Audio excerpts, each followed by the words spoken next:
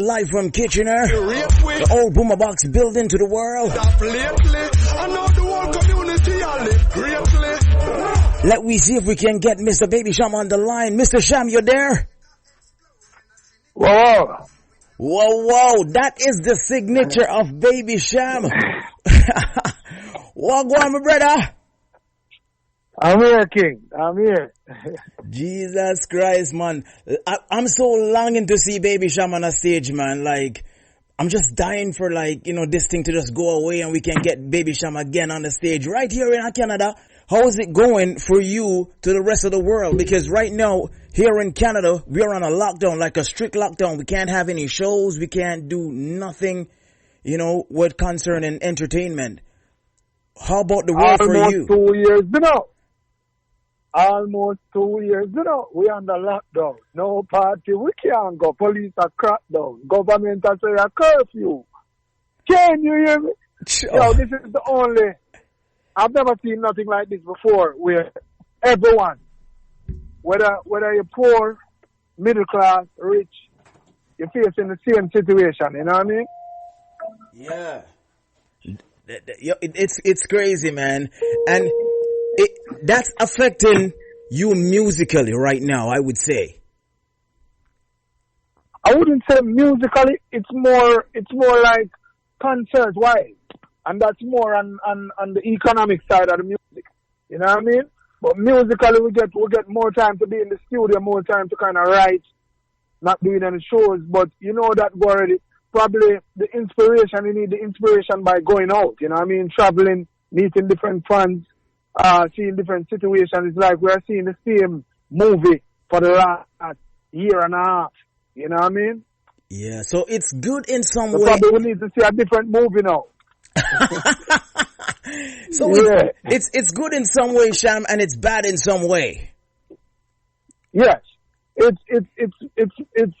more bad than good. You know what I mean? In some ways, it's good where it kind of made majority of us kind of prioritize what's supposed to really prioritize. You know what I mean? Mm-hmm. Kind of look in our lives and say the importance of the people that are around us and don't take it for granted because we could see them yesterday. You know what I mean? Yeah. With this pandemic, things move so quick and people move out of people's lives so fast. And it took so many lives, you know what I mean? Yeah. And that's real. And it kind of looks like you have to look back on life and kind of appreciate just the smallest things, you know what I mean? Just like the smallest things, like for me, I haven't seen my mom in like a year and a half now. That is and that's Mama not Jenny. Normal. Yeah, Mama Jenny, I haven't seen her in like a year and a half, and that's not normal, you know what I mean? Normally she should be by my side at least 3/4 of the year. She would spend probably 3 months in Jamaica, and the next 3/4 of the year she would spend by my side, and just those little things. Wow. It seems simple, but it's really big. Yeah, man. And now you talk about it. It actually, you know, because I'm fortunate to have my mom here in Canada, so you know, I didn't actually look so deep into that, you know, for people that living apart from their parents or their siblings or so. Yeah, bro. So crazy. No, it's crazy, but it's one of them things that make us stronger. Mm-hmm. And hopefully, when we get out of this, we can live in more harmony. You know what I mean? And appreciate each other more, because this pandemic kind of let you see that no man is an island. It's like you're supposed to wear the mask so you can protect your neighbor. Your neighbor is supposed to make sure that if he or she is sick, they don't come around you. You know what I mean? Mm-hmm. And you kind of depend on them to look out for you like that, and they kind of depend on you to look out for them like that. So it more teaches all of us how important love and unity is. You know what I mean? Man, you said it right there, man. How many albums out there for you now, Baby Cham? 3. I would say 2 albums, and probably a compilation of just mixed songs that we have put out over the years. But 2 official albums. 2 official albums. And because COVID is giving you this break and so much time, can we look out for our next album for Baby Cham, or are you just doing singles? No, for sure. For sure, we're working on the project. But as I told you before, it's a little bit weird where you think when you get all this time off, you'd have all the inspiration to write. But if the inspirations that are coming, the inspiration that are coming is really, you don't want everything to be COVID directed, you know what I mean, or lockdown directed. Like for instance, songs like Lockdown, the inspiration is perfect and you can hear it within the writing. Whoa. Within the writing technique, that it's well inspired, it's well thought out, it's written to its highest level. But you don't want everything to sound like that on your project. So I think now we kind of need to get out there. Yeah. So you can kind of say different things, and then you can combine that now with the experiences of the lockdown, and then we can really get something special. You know what I mean? Sure. There is one thing I gotta ask you, Cham, is I notice as a dancehall artist, you don't flood the market with songs. You space your projects. Is that deliberate? You do that on purpose? Yes, it is deliberate. I strongly believe in quality over quantity. And it has worked for me, but you have to understand 7 different brothers, 7 different minds. Probably it wouldn't work for our next artist. Because at the same time, in that type of situation, it's like you have to be almost perfect. You know what I mean? Because you can't miss. Everything has to hit when you drop it. And I think for me it has worked well for me. I'm not sure if it would work well for our next artist. As I said, 7 different brothers, 7 different minds. You find that other artists release probably 100 and something songs per year.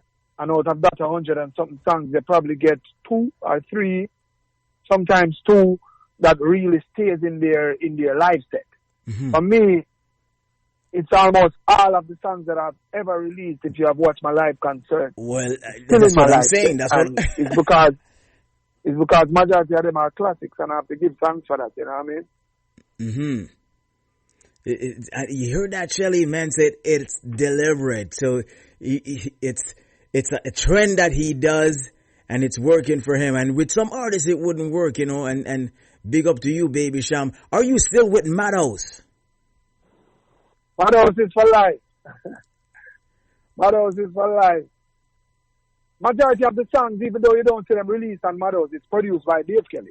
Because without Dave kind of tweaking certain things or directing me, even if I record it somewhere else, he's the one that says, okay, we need to go over about this verse, or you need to change that line. So he's really behind the scenes still producing. So even though Usain Bolt is the producer of the track, Lockdown, behind the scenes, Dave is I've also given his input. And even when they're mixing, Dave was still giving his input during the mixing session. Because they were talking to Dave live during the mixing session. Whoa, that is nice. Another trick question, and it's not a trick question, but I've noticed that Baby Cham perform with a female band, opposed to, you know, the male-dominated industry, and you have male. walk me at that street there. Well, it was a dream of mine for years. For years, I've noticed that the music scene was always been dominated by male, you know, male counterparts. And I wanted to really work on an all-female band, but it's really hard, especially in reggae and dancehall world. It's hard to find female musicians, you know what I mean? They are probably there, but they aren't being showcased enough. And a lot of time that kind of break their spirit, and they have to move on to do other jobs in order to facilitate their lives and in order to live their lives, you know what I mean? And how do you make it happen? Well, we did like a online audition, you know. We did an audition just for female drummers out there, keyboard players, guitarists, bass players, to just vibe to any one of my songs that's their favorite songs. And we kind of pick from there a few. We held a few rehearsals, and we kind of picked the best ones. All of them were talented, but at the end of the day, you can't carry everyone on the road. So we kind of work up who we had the chemistry with, the vibe with. And it worked out perfect for me. Whoa, man. Back to the Dave Kelly saga.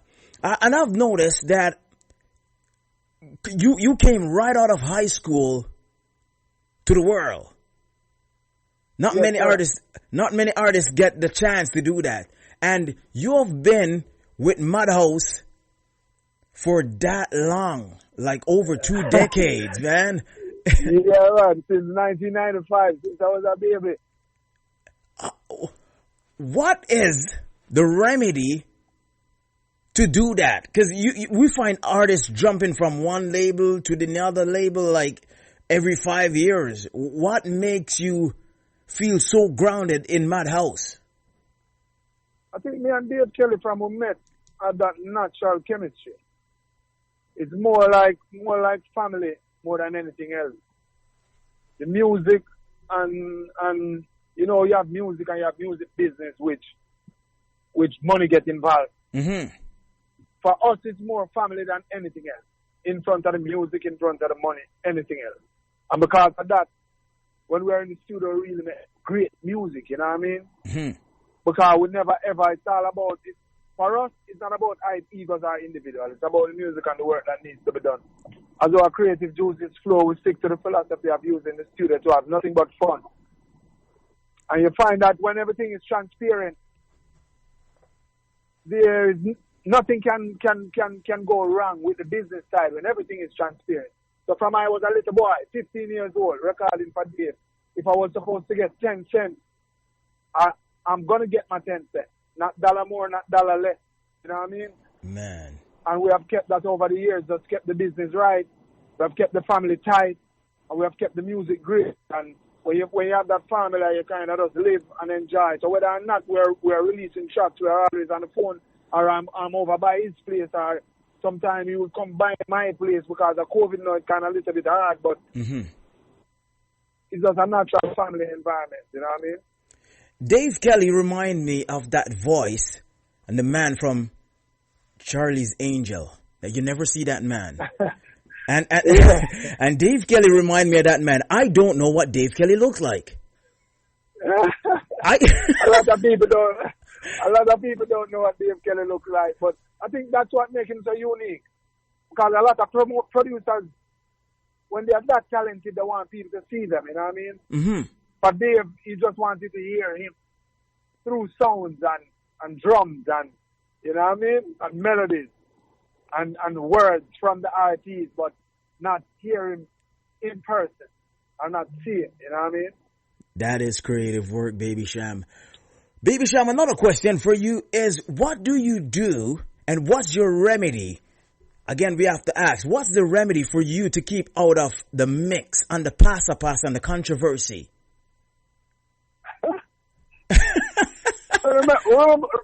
Remember the lions don't really mess with mouses, you know what I mean?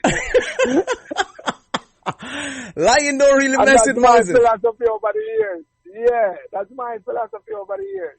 We're lions, and we stay far out of any farm of cas or pasta with mouses. For real, man. For real.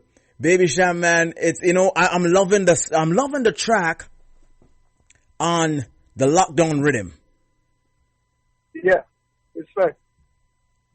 So the instrumental came out, and once I heard the instrumental, I was like, okay, I got a few tracks off of it. But why is this instrumental sounds like something that Baby Cham would have to be on? And then I woke up the next morning and then Baby Cham was on the instrumental. How did that work out? It was a crazy vibe. For years now, me and Usain Bolt has been good friends. You know what I mean? A lot of people don't know that, but we have been good friends for years. When we in Jamaica, we try to link up as much as we can. Mm-hmm. You know what I mean? And he had reached out to tell me that he was working on a project and he wanted to do like a real dancehall beat, and he needed any form of strength that we could give him, you know what I mean? Mm-hmm. I could have rushed and with all the other songs like probably 2 weeks before, but I told him that I wanted to give him something real fire. Mm-hmm. Something that really stood out and really could push his record label to the forefront. And we took probably an extra 2 weeks just to get it right, just to make sure that we had the right songs. We had a few other ideas that were good too, but they weren't as explosive as Lockdown, you know what I mean? Mm-hmm. And we think we chose the right track, the right song for that track. And you can see the whole place, the whole dancehall space and reggae space is buzzing from Lockdown right now. So thanks for the support and thanks to the fans them for the support also. And the single is really flying. The music video is done now. So by the next 7 days or so, it should be out by the 21st of May. It's supposed to be out. Mm-hmm. So let's go. Why? Cham, man, I'm telling you, man. One of the most, I think, I don't know for in your books, one of the most successful song for you is Ghetto Story. And for sure. We're hands down. At the time, Ghetto Story, I could remember that Christmas I was in Jamaica and you came on the stage with that song, and it was a Christmas, I think. And it for me, as I said, I kind of know the trick and the trades of Baby Cham. Don't want to say I kind of know it, but you know, I kind of watch it and know that Baby Cham don't kind of try to be on top. He just come and he does his one project, and sometimes it's just one for the year and it lasts for 5 years. And right there and then you came on the stage and you did Get a Story, and I was like, okay, this is a world banger. How much work did you put in that song, Baby Cham? Yo, we put so much work in Get a Story. For a song to get that big and to be that popular for the world, not just in one continent or two continents, you know what I mean? Mm-hmm. Worldwide, it's one of the biggest songs ever to come out of our genre. So for a song to be that huge, you have to put in a lot of work, a lot of grinding, a lot of tour. We lived out of tour buses for that year. I was living out of tour buses, just living from hotel to hotel, just promoting the songs, you know what I mean? We were doing free concerts for radio stations just to get the songs played. Man.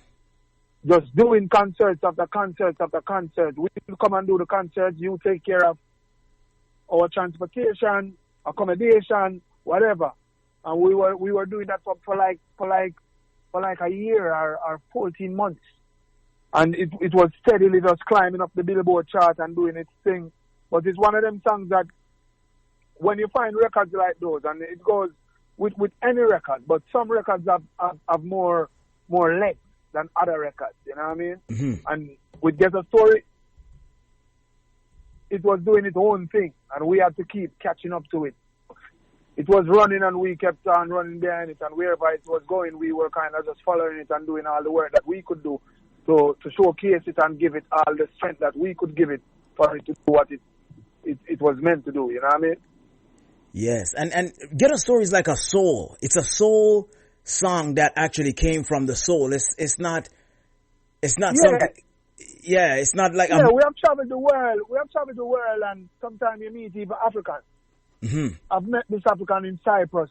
Right now, he owns one of the biggest nightclubs in Cyprus, and he told me as soon as we got off the plane and met up outside, he was reasoning with me and the band, having a conversation with me and the band that Get a Story basically covered him, you know what I mean? Kept his company on a boat ride, trying to flee. I think it was Sierra Leone. There was this big genocide at the time, this big civil war, and he was trying to free himself from the civil war. He had lost a lot of family members, and he got the fear to get on this boat ride from Africa to Europe. And that was the song that was playing in his ear. Man. All the way from Africa to Europe. And he said the minute that things started going well for him, he started his own nightclub. The first artist he wanted to book in his nightclub was the person who basically inspired him then to make that journey, and Get a Story inspired him to make that journey. Man. And for him, it wasn't even about the money, how much money he had to pay us to do the concert. It was just paying back, giving back to the artist.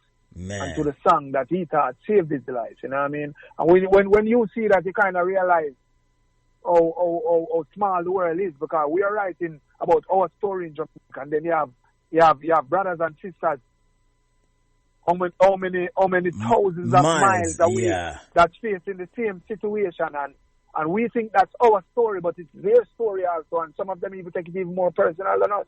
You know what I mean? So you have to give thanks at the end of the day to know that Father God bless you to kind of write and inspire and motivate and uplift people all over the world. Man, Baby Cham, you are a great artist. On stage, on records, you don't find many dancehall artists like that, you know. I tell Shelly Bells there's only two artists in this biz can stay away, hide their face for a full year, drop a song, and it's a banger. Baby Cham and Shaggy, hands down. Baby Cham, Baby Cham and Shaggy. Baby Cham, it was nice catching up with you, man. Yeah, man, thank you very much. Until Shelly, I said enough love. She kept it professional. She kept me on point. She kept me on time. Until I said enough love. And enough love to the whole of Canada. We'll be there soon. Can you hear me? Good. Man, that's it. Radio Land, we just spoke to Baby Cham. That was Baby Cham coming off the phone line there. And we're getting back in this one. It's a big one on the Clockwork Rhythm. You know, all courtesy of Usain Bolt. I dig up, let me know. I don't give up.